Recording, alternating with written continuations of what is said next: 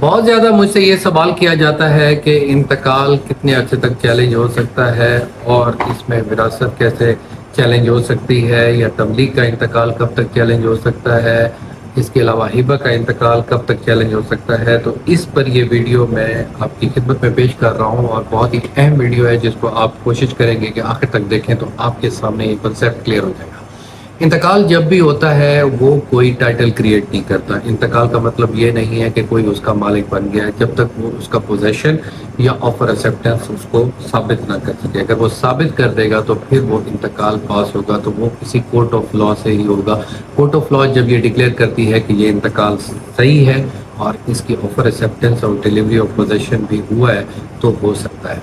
आमतौर पे इंतकाल जो होता है, अगर तहसीलदार ने किया है तो वो 1 महीने के अंदर एसी के पास आप उसकी अपील कर सकते हैं, और एसी के ऑर्डर के खिलाफ फिर जब है 3 महीने की आप अपील के तौर पर डीसी को एप्लीकेशन दे सकते हैं, और इस तरह ये चलती रहती है। फिर उसकी निगरानी जो होती है वो भी 3 माह होती है।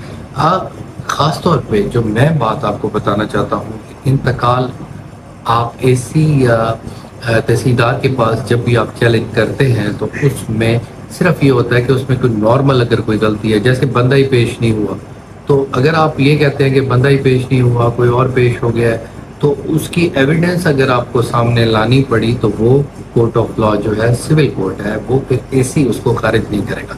छोटी मोटी कोई गलतियां हैं तो एसी के पास जाकर आप उसको चैलेंज कर सकते हैं, वो उसको खारिज यहाँ पर भी कर सकता है। लेकिन जब मैटर ऑफ एविडेंस होगा, एविडेंस ही ये साबित करेगा कि ये इसका अंगूठा है या नहीं है, ये वहाँ पर पेश हुआ था या नहीं हुआ था।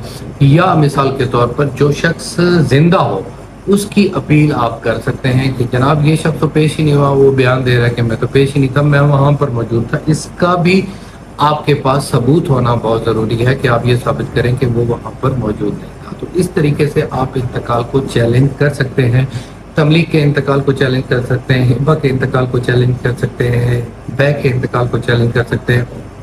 फ़र्क सिर्फ इस चीज़ का रखना है कि जब मैटर ऑफ एविडेंस अपने जहन के मुताबिक सोचना है कि एविडेंस ऐसा जिससे कोई ये साबित कर सके कि ये इंतकाल जो है एविडेंस की बेस पर ही हुआ है, तो फिर आप ये मसला आप उधर ही हल कर सकते हैं। नहीं तो फिर अगर एविडेंस आपके पास साबित होना है या किसी एक्सपर्ट को आपने लेकर आना है, तो फिर उसके लिए आपको सिविल कोर्ट में जाना पड़ेगा। Civil court is the mother of all courts and it is the court of the evidence where you have to produce the cogent evidence to produce your stance। तो अगर आप ये साबित कर देंगे कि ये गलत है और गलत होने की बुनियाद पर आप तमाम डॉक्यूमेंट्स भी पेश कर देंगे तो चैलेंज किया जा सकता है। आखिरी बात जो मैं आपको बताना चाहता हूँ, जो बहुत अहम है, कि फ्रॉड की कोई लिमिटेशन नहीं होती। Fraud vitiates all type of remedies to any person. तो फ्रॉड के लिए भी आपको ख़ास तौर पे ये बातें जहन में रखनी है कि आप लिमिटेशन में ना आए।